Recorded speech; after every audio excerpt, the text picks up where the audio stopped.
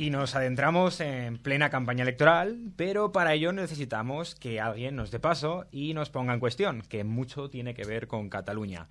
Y para esto tenemos a la persona indicada. Hoy nos pone al día y abre la puerta Gemma Obassar, como decimos, politóloga y vicedecana de la Facultad de Derecho de la Universidad de Girona.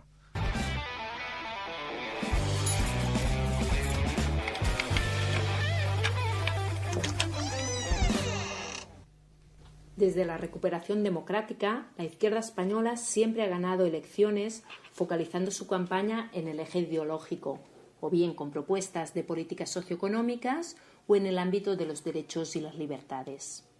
Pedro Sánchez apostó ir a elecciones aún sabiendo que estaba por hacerse pública la sentencia a los presos independentistas, sentencia que volvería a poner en el centro el eje nacional. El impacto de la sentencia, pero sobre todo la respuesta social a esta, incluidos disturbios, han tensionado la campaña electoral. La centralidad de la crisis catalana y la desaparición de otros ítems en el debate le puede suponer dificultades a la izquierda española para movilizar su electorado, sobre todo al Partido Socialista. En cambio, le puede ayudar a movilizar al votante de los partidos independentistas, se auguran buenos resultados para Esquerra y la CUP, y a la derecha española, sobre todo al Partido Popular y a Vox. Según los datos de los que disponemos, el 10N, Pedro Sánchez ganaría las elecciones, pero necesitaría de pactos, como mínimo de investidura. Después de la cita electoral, solamente se visualizan dos escenarios políticamente transitables. El primero, un acuerdo de investidura Partido Socialista y Partido Popular, que quizá incluya también grandes pactos de Estado. Esto podría materializarse vía abstención del Partido Popular a la investidura de Sánchez. El segundo, volver a la correlación de fuerzas de la moción de censura, un pacto de gobierno con Podemos y apoyo de independentistas. La realidad es tozuda, o gran coalición o gobierno de izquierdas y plurinacional. Mi pronóstico, resultados parecidos al 28A, eso sí, con suicidio de Ciudadanos y perpetuación del bloqueo. Muchas gracias, Gemma, por poner todo en orden. Con estos mimbres nos vamos a nuestra mesa de análisis.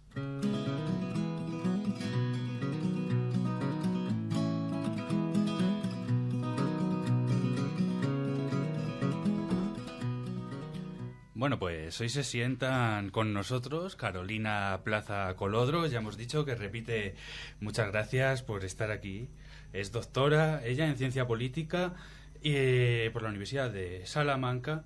También saludos Pablo Cabrera, becario de la Caixa, del programa de doctorado de Ciencias Sociales y experto en Big Data y encuestas.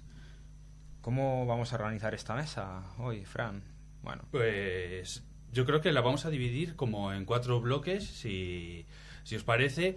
Vamos a hacerlo en una especie de diálogo y podríamos empezar por encuestas, ¿no, Héctor? Sí, podríamos empezar por encuestas, seguimos por lemas de campaña, podríamos analizar, o lo vamos a hacer, la cartelería electoral y por último podemos también hablar, o vamos a hacerlo, de las estrategias que han adoptado los diferentes partidos. Así que, pues nada, comenzamos por encuestas. Pablo, Pablo, ¿qué opinión tenéis de las encuestas? Bueno, muchas gracias por la invitación, encantado de estar con vosotros. Yo creo que las encuestas que tenemos hasta el lunes, que es cuando empieza la prohibición de publicar encuestas, indican un poco lo que estaba comentando Gemma. Vamos a un escenario en el que los bloques no van a sumar, vamos a tener el hundimiento de Ciudadanos y lo que sí estamos viendo es movimiento dentro de los bloques, mucho movimiento sobre todo dentro del bloque de derecha, por ese hundimiento de Ciudadanos, y un bloque de izquierdas que parece que se mantienen unos resultados similares al 28 de abril. ¿Algo que quieras comentar, Carolina? Pues poco más que añadir. Es verdad que desde el lunes que se dio el parón en la provisión de datos de encuestas, no sabemos cómo se han movido esos indecisos después de los debates y de los últimos acontecimientos de la campaña, pero sí que han habido ciertos rumores, no sé si estáis al tanto, ¿no?, sobre pues la subida de algún partido político. Vox ayer estaba en la televisión continuamente el mensaje de manera repetitiva que en algunas provincias incluso va a superar al Partido Popular y, por otro lado, también ese rumor de el descalabre total que va a tener Ciudadanos. ¿Cómo todo esto va a influir en el votante, en cómo va a favorecer el voto estratégico, saber si estos datos son reales o son simples rumores que atienden a estrategias de otros partidos políticos? Pues bueno, es lo que vamos a analizar ahora, supongo, y está por ver, ¿no?, si tienen un efecto en... Y esta subida de Vox, ¿quién vota a Vox? Es decir, ¿de qué tipo de votantes se está nutriendo Vox? ¿Cómo quiere? Bueno, vamos a ver. Vox le va a votar toda la gente que le votó el 28 de abril. O sea, que consolida voto. Exacto. Vale. Tiene una fidelidad muy alta. Esto es uno de los datos que además ha evolucionado durante la campaña. Ha habido como 2 campañas. Hemos tenido una primera campaña en la que se trataba de repartir las responsabilidades y el relato sobre el fracaso de la no investidura, y después, a partir de la sentencia del procés, tenemos otra campaña. Se suponía que el PP, que estaba en una tendencia ascendente, durante esta segunda parte de la campaña con el tema de Cataluña iba a seguir con esa tendencia ascendente. Sorpresa, esto no ha pasado y es preocupante, por ejemplo, en Génova. Estaban pensando en los 100 escaños y ahora están viendo si se mueven en la barrera de los 80. Entonces, aparte de esos votantes fieles, ¿quién más va a votar a Vox? Tiene fugas ahora mismo, hay fugas de Ciudadanos, que está en descomposición, pero también del PP. De acuerdo. En cuanto al perfil sociodemográfico de los votantes de Vox, sabemos poquito, ¿no?, porque solo tenemos el electorado del 28 de abril y en las autonómicas y quizá también en las andaluzas empezamos a perfilar quién es ese votante de Vox y podemos decir que en el caso español se diferencia de ese votante del partido de extrema derecha o de derecha populista europeo, ¿no?, que tiene un perfil en Europa mucho más de trabajador manual, de clase trabajadora, y en España hasta ahora el votante de Vox se encuentra más entre los profesionales, gente con un nivel medio alto en la estructura social. Pero sí, perdona, Fran, que te corte, pero sí parece que Vox, a raíz del debate, apeló al obrero. O sea, sí parece que Vox quiera dar una dimensión mayor. ¿Cómo lo ves eso? ¿Cómo lo veis? Pero sobre todo en el eje nacional. Es decir, Vox apela al obrero en el eje nacional. En tanto eres español, te sientes español, yo apelo a ti. Lo que pasa en Francia y lo que pasa en otros países es que la ultraderecha, por ejemplo, tiene un discurso económico muy intervencionista. Le Pen habla de nacionalizaciones.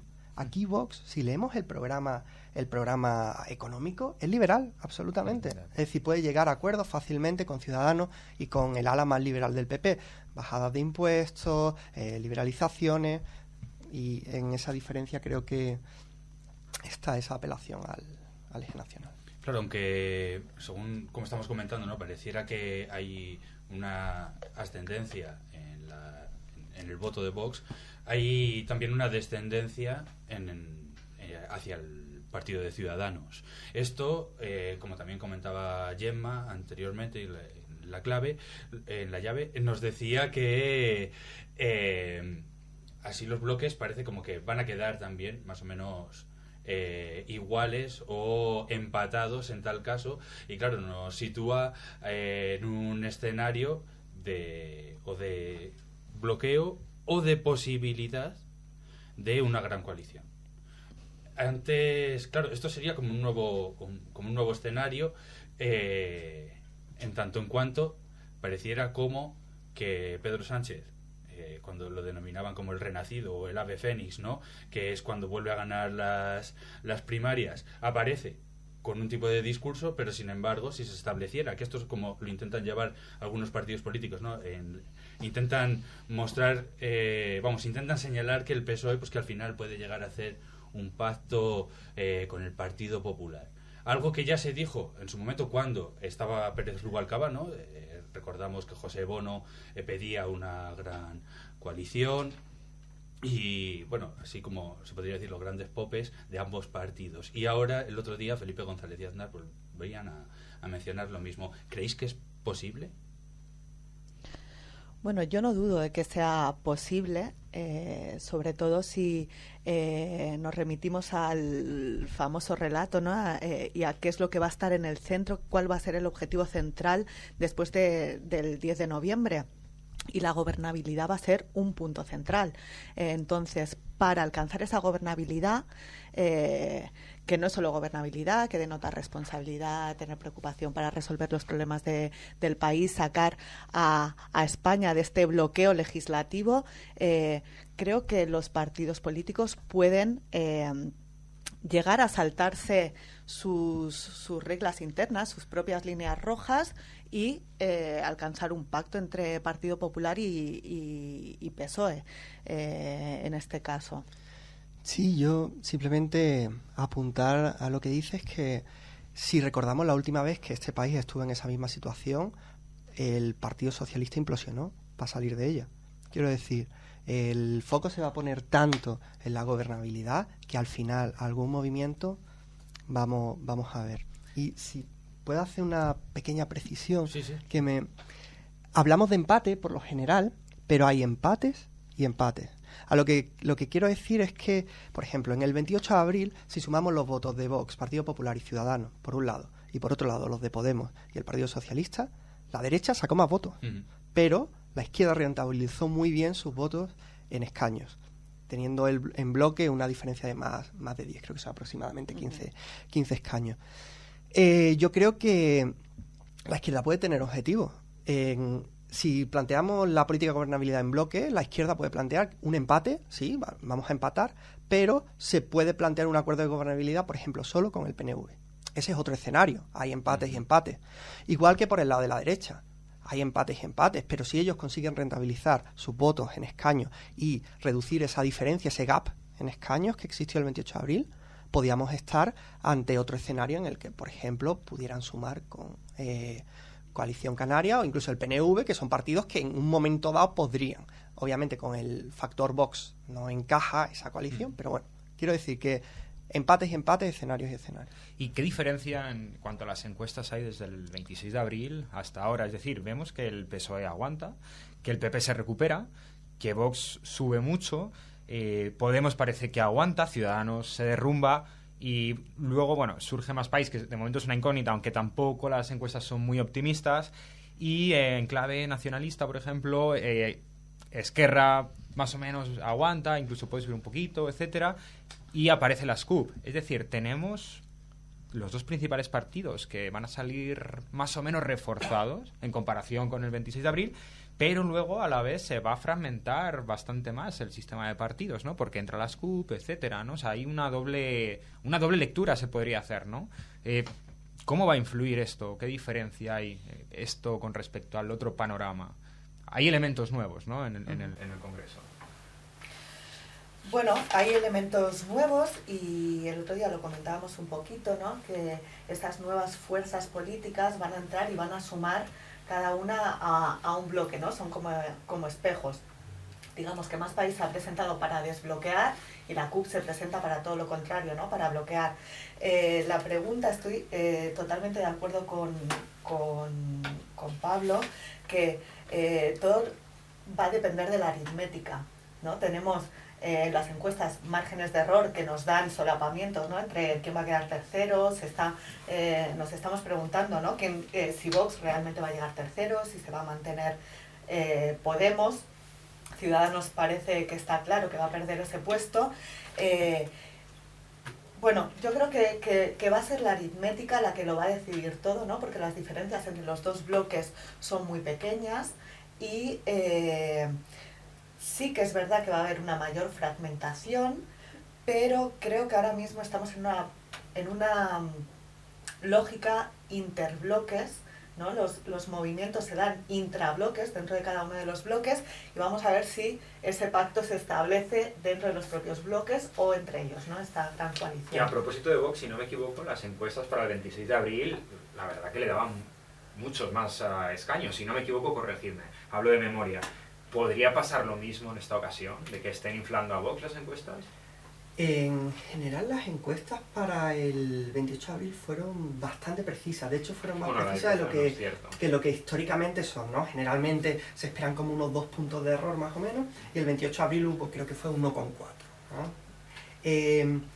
Es cierto que hubo cierto punto en que las encuestas se desviaron, sobre todo fue en el PP, que le daban un poco más alto de lo que al final fue, y en Vox puntualmente le dieron más alto, sobre todo en la primera parte de aquella campaña después de las andaluzas. Eso es. Ahora, los movimientos que estamos viendo en las estimaciones de votos se corresponden con otras variables de las encuestas que manejamos que buscamos que concuerden. Y concuerdan, por ejemplo, el dato de fidelidad de votos, gente muy movilizada. Por ejemplo, el otro día, 40dB, una encuesta en El País, en el que esto lo sabemos, para el 90% de los electores de Vox el tema de Cataluña, el eje nacional es muy importante. Bien, pero es que para el 50% de los votantes del PSOE lo es, y para el 9% de los votantes del PSOE, Vox es el partido más preparado para afrontar el problema de Cataluña, y para el 4% de los votantes de Podemos. Entonces, creo que hay indicios que indican que Vox va a tener un crecimiento. La incógnita es que con los márgenes de error normales de las encuestas no sabemos hasta dónde va a llegar y no lo sabemos hasta el domingo. Pero un crecimiento parece muy probable que se haga. Sí, estoy de acuerdo. Claro, y ahí es cuando ya habíamos dicho en otra ocasión que las encuestas también afectan en el modo de abordar la estrategia de los partidos durante la campaña. Incluso pues también afecta a la hora de establecer los lemas de la campaña. Entonces, claro, pareciera como, por ejemplo, el Partido Popular, que en las anteriores se quedó con 66 escaños, si no me equivoco, pues pareciera como que con su lema intenta apelar a la concentración del voto de la derecha, ¿no? Dice, por todo lo que nos une. Claro, esto se puede interpretar en varios sentidos, ¿no? Puede decirse que está interpelando a todos los españoles en tanto en cuanto somos votantes, ¿no? Entonces, por todo lo que nos une. Y aquí un dato curioso, que en su cuenta de Twitter ponían de fondo el Sein, o Seni, no sé cómo se llama, Sein, ¿no? En catalán, que no soy catalán, entonces no sé si lo pronuncio bien, pero, entonces, claro, yo me quedé alucinado, ¿no? Decía, bueno, claro, que significa algo así como el sentido común o algo así, claro, y eso que lo ponía el Partido Popular. Pareciera que su postura estratégica con respecto a las elecciones pasadas de abril ha ido modificándose. Ya no está hablando del 155, está hablando de seguridad nacional, está diciendo que ellos son un partido de orden y que defienden la Constitución y por tanto las comunidades autónomas, cosa que no está haciendo Vox, ¿no? Su discurso, aunque en el debate fue templado, fue muy duro, como decía el otro día Elena Barahona. Claro, esto tiene que ver precisamente con esto de las encuestas que estamos diciendo. ¿Qué es lo que pensáis al respecto? Y esto del Partido Popular, ¿no? Ese cambio de discurso, ¿no? De abril ahora a noviembre. Bueno, yo creo que a nivel discursivo el PP ha cambiado, sobre todo porque se ha dado cuenta que su estrategia del 28 de abril le salió mal. Polarizar en exceso o mostrarse como demasiado radical no le dio réditos electorales, ¿no? Porque en esta ocasión le habían salido competidores por la derecha y pues en esa disputa electoral salió perdiendo el Partido Popular. Claramente ha querido centrar su posición, ¿no? Ha ido mucho más hacia el centro político en muchas cuestiones, aunque es verdad que en el tema catalán siguen en una posición donde las herramientas jurídicas parece que van a prevalecer, ¿no? En la propuesta que tienen para Cataluña. Bueno, veremos cómo le sale, porque como decía antes Pablo, es verdad que hasta hace un par de semanas, o hace un mes aproximadamente, cuando salió la sentencia del procés, parecía que el Partido Popular había conseguido volver a subir, ¿no? Aparecer o dar la imagen de centralidad mucho más que hace unos meses. Veremos a ver cómo le sale. Es verdad que Vox es un competidor duro en el eje nacional, que es el que está guiando la campaña totalmente, ¿no? Lo decía también Gemma, la izquierda lo tiene un poquito más difícil que el 28 de abril porque no estamos hablando de los temas que pertenecen a la izquierda, sino que estamos hablando de los temas que pertenecen a la derecha. Entonces, tienen mucho más espacio para crecer en un contexto mediático, discursivo, el debate público, girando sobre el tema de Cataluña, por ejemplo, el eje nacional. Bueno, no creo, perdona que te... Vamos, no te voy a discutir lo que acabas de decir, pero sí creo que habría que hacer un pequeño matiz. Es decir, has dicho temas de la izquierda y temas de la derecha. Yo creo que el eje territorial o hablar de España no es algo que pertenezca a la derecha. Es cierto que si nos fijamos, por ejemplo, en la cartelería, los partidos que sí llevan una bandera de España son el Partido Popular, Ciudadanos en su lema, que el lema de campaña es España en marcha, un lema que ya lo hicieron, ya lo utilizaron Falange, Nudo Patriota Español, Alianza Nacional y Democracia Nacional.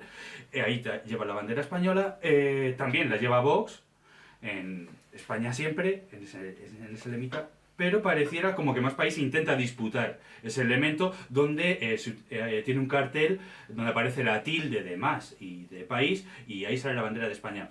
Creo que por nuestra tradición, ¿no?, en España, que pareciera pues como que esos símbolos pues se relacionan con el régimen anterior, y pareciera como que existe un complejo por parte de la izquierda de hablar de España, pero yo creo que, es decir, no es un tema exclusivamente de la izquierda, no sé qué... Esto de la derecha, no sé qué pensáis al respecto. Cuando me he referido a temas de la derecha o temas de la izquierda, me refiero sobre todo a esas teorías que nos habla de la propiedad de los temas en los que los partidos se sienten más cómodos o ganan elecciones, ¿no? Lo comentaba también Gemma Ubasar. Evidentemente, todos los partidos políticos se van a querer posicionar en todos los temas que sean más importantes en el momento que se dé la campaña electoral, pero ciertos temas favorecen más a unos partidos políticos porque sus votantes están más preocupados por esos temas. Habitualmente el votante de izquierdas está más preocupado por la redistribución económica que por la cuestión nacional. Entonces, si los partidos de izquierda consiguen marcar la agenda política para hablar de eso, van a movilizar mucho más a sus votantes. Es a lo que me refiero. Evidentemente pueden disputar todos los conceptos en esta batalla cultural, ¿no?, como comentaba antes Yago, que se está dando continuamente, ¿no?, en las sociedades avanzadas. Sí, pero está claro que si enmarcamos el debate en el eje nacional, si yo estoy con Carolina completamente, la derecha está muy cómoda. Y no solo la derecha nacionalista española, las derechas nacionalistas periféricas están muy cómodas en este debate. Entonces, lo que buscan es enmarcar. Sí, parece que el eje que está vertebrando toda la campaña es el territorial, ¿no? Y claro, por un lado parece que por se podría decir por la parte derecha del tablero, ¿no?, el Partido Popular, Ciudadanos y Vox han estado compitiendo por a ver quién tenía la postura más fuerte, esto en la campaña de abril, y ahora parece pues eso, que el Partido Popular ha tomado una postura más centrista. Puede ser que Ciudadanos esté descendiendo por esa polarización, por así decirlo, dentro del bloque de la derecha, ¿no?, entre un Partido Popular más centrista y Vox una postura muy, muy dura. Y también para preguntarnos, ¿no?, esto sobre las derechas españolas, pero también las periféricas, ¿no?, parece que se nutren sobre este eje de campaña. Sí, está claro que el tema del cómo enmarcar la campaña, es decir, de qué temas hablas, es muy importante, porque eso activa a unos votantes o activas a otros. Y lo que sabemos en España es que cuando hablamos de nacionalismo se activa, y del debate territorial se activan los votantes de derecha. Y se activan los votantes de derecha de los partidos de derecha nacionales, pero también de los partidos de derecha periféricos y de los nacionalismos periféricos. Y en ese contexto uno de los puntos clave es ese enmarque de la campaña. De hecho, haciendo un pequeño paréntesis, en las elecciones en Estados Unidos se ha llegado hasta el punto del día de las presidenciales poner 4 referéndums sobre temas, por ejemplo, que tienen que ver con las libertades individuales, para intentar condicionar después el voto. Es decir, el marco es muy importante, y de momento el marco nacional sobre el marco de políticas sociales, el del eje izquierda-derecha, el eje nacional está claramente imponiéndose. Claro, el eje de pre-campaña era la gobernabilidad. Y parece como que los lemas de PSOE, Unidas Podemos y Más País están en esa clave, y luego los lemas, ¿no? Porque, por ejemplo, dice Más País, desbloquear, avanzar, Más País. Unidas Podemos, un gobierno contigo se puede, ¿no? Que parece aquí pues que Unidas Podemos intenta restablecer ese espacio dicotómico, ¿no?, entre élites frente al pueblo, o como mínimo incidir en el poder de la gente. Y el PSOE, el lema es ahora sí, que bueno, se puede interpretar de dos maneras, ¿no?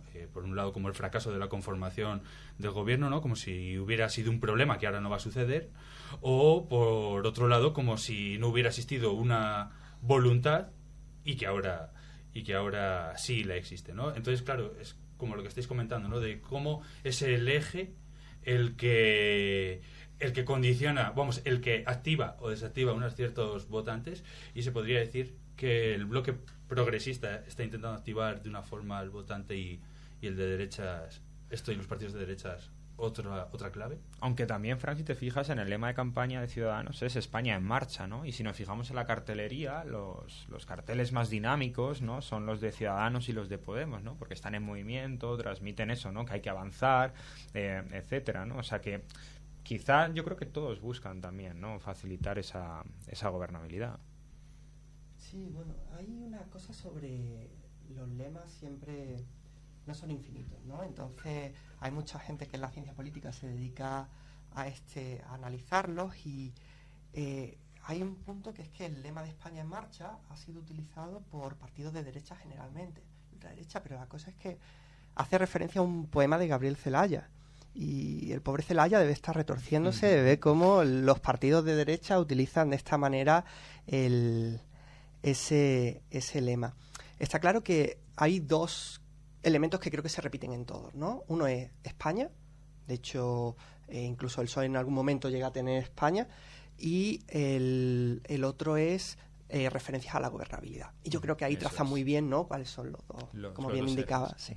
Pablo, antes de nada, ¿alguna previsión de resultados? ¿Te atreves a hacer un pronóstico? Porque tenemos que despedir, porque te tienes que ir. Vamos a ver si... ¿Algún pronóstico te atreves antes de que te vayas? Yo soy así como muy defensor de que los que nos dedicamos a analizar y tal podemos estimar pero no predecir. De acuerdo. Es decir, de aquí al sábado pueden, por ejemplo, el día de reflexión, sabemos que Tsunami Democratic, que es parte del movimiento independentista, tiene previstas movilizaciones. Cómo vayan esas movilizaciones puede activar a parte de los votantes. Y hay otro tema que es fundamental, y es el tema de la abstención. Las encuestas son generalmente malas para predecir la abstención con fiabilidad, y sabemos que, por ejemplo, el PSOE tiene problemas ahora mismo para movilizar a ciertos votantes con las últimas encuestas que tenemos. Y esto va a ser muy importante también para el resultado. Dejo esas claves más que un pronóstico. Pues Pablo Cabrera, muchísimas gracias por estar aquí. Te despedimos y finiquitamos el programa con Caro. Así que muchas gracias a vosotros por la invitación. Muchísimas gracias, Pablo. Y cuando quieras, estás súper invitado. Desde Londres, desde Salamanca, cuando tú quieras, estás invitado. Gracias. Bueno, y seguimos analizando, vamos ya cerrando el programa.